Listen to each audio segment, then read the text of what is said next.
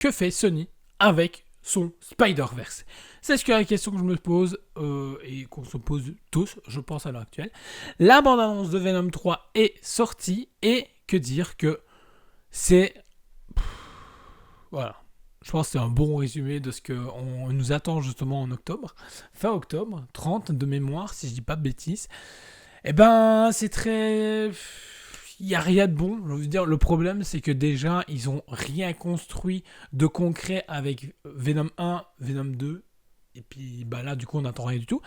Venom 1, voilà, une entrée intéressante, pourquoi pas.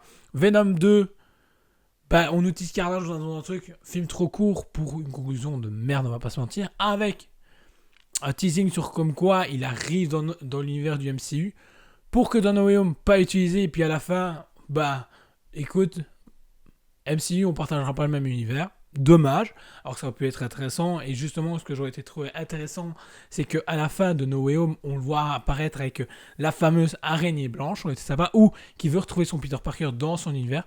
Au lieu d'explorer cette piste, eh ben non. Bah, du coup, l'abondance de 23 nous tease comme quoi l'univers symbiotique doit arriver, la ruche doit arriver. Alors déjà, on ne se rend pas du tout à menace dans la bande-annonce, c'est un peu dommage. Je trouve que il y a assez de films qui explorent cette idée de contamination et tout ça. Déjà, bah, ils ont les aliens. Ils auraient pu s'inspirer là-dessus sur le niveau de bande-annonce. Il n'y a aucun truc où je me dis, ok, il va ramasser. On a le même système, on a une armée militaire qui va arriver pour essayer de le confiner et trouver une solution. Je m'en fous. Personnellement, il y a plein d'autres films qui font le taf pour ça, qui sont des films plus indépendants ou autres. Moi, Venom, j'ai envie de le voir contre d'autres méchants dans l'univers Marvel ou dans cet univers, ou enfin l'arrivée d'un Spider-Man, que ça soit quelconque ou même un nouveau, s'ils veulent teaser un nouveau Spider-Man dans l'autre univers. Au final, il n'y a rien du tout. Et même les trucs, j'ai envie de dire, qui donneraient envie d'aller le voir, bah au final sont cassés dans le truc. La scène où le cheval justement via Venomized, on se fait waouh, première vue je me fais cool, puis juste après il me le rend ridicule et je fais ok, donc du coup je pense que le film ça va être tout long ça, et j'arrive pas à comprendre justement Tom Hardy qui est un très bon acteur, qui joue dans des bonnes sagas, qui fait son taf, dit oui. Alors soit on lui a promis je sais pas quel cachet, ou on lui a promis des choses qui sont inimaginables, mais il joue juste malheureusement un abruti qui a Venom en lui. C'est tout. C'est la sensation que j'ai en voyant la bande-annonce, c'est la sensation qu'on avait avec le premier film, c'est la sensation qu'on avait avec le deuxième film, et c'est la sensation qu'on a encore plus, voire même encore plus poussée avec cette bande-annonce du troisième film. Et ça devient catastrophique. C'est abusé comme, je veux dire, il y a énormément de comics. Et il y a des comics sur Venom. Je veux dire, il y a des très bons Venom, dont Venom Rex, récemment. Le plus récent sorti pour entrer dans l'univers Venom, Venom Rex. Donc je vous dis, foncez, allez le lire parce que c'est très intéressant. Donc s'ils veulent pas partager l'univers avec Venom, pas de souci. Il y a de quoi faire. Il y a du taf, il y a plein de choses. Et sur 3 films, ils auraient pu aller étaler sur vraiment un truc. On voit que c'est 3 films qui ont été construits indépendamment de chacun. Et ils se disent, on subit. C'est vraiment la sensation que j'ai. Et puis, j'ai l'impression qu'ils n'ont jamais ouvert un bouquin. Et j'ai l'impression que Sony essaye de faire du mal à Marvel. Ouais. Ils se disent, ok, comment on peut plomber l'ambiance, mais on plombe l'ambiance jusqu'au bout. Pas du tout. Parce que là, prochainement, il doit arriver en tournage Spider-Man 4, qu'on n'a toujours pas de news sur les réalisateurs. Même si il y a des on-dit sur les réalisateurs des 2 derniers Bad Boys et qui ont réalisé le regrettable Bad Girl de chez Warner, qui a été delete malheureusement parce que l'univers James Gunn arrivait. Donc on ne sait pas ce qu'ils peuvent donner sur des films de super-héros ou d'univers partagé. Donc si c'est eux, ça peut être intéressant, voir ce qu'ils peuvent amener. Je suis un peu trop peur le côté bling-bling. Et surtout, je pense qu'ils vont... De toute façon, Sony va quand même plomber l'envers, on va pas se mentir.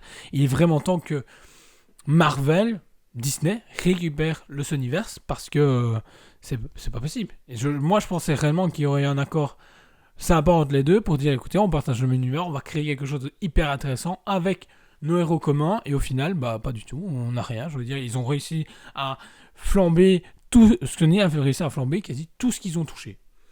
Donc franchement, l'univers Spider-Man qu'on connaissait à l'époque, voilà, avec justement avec Andrew Garfield ou Tobey Maguire, était bien sympa, mais C'est du temps révolu. Pourtant, je n'ai rien contre Tom Holland. Je trouve que c'est un acteur qui a des choses intéressantes à montrer à l'écran, qui peut nous amener le Spider-Man qu'on veut. Sauf que il y a des réalisateurs de merde qui réalisent et des gens qui écrivent très mal les scénarios pour Spider-Man. Et du coup, ça nous fait un Spider-Verse qui est catastrophique, bancal. Il n'y a rien qui se lit, il n'y a rien qui est compréhensible, mais on ne comprend pas où ils veulent et cuté dans tous les sens.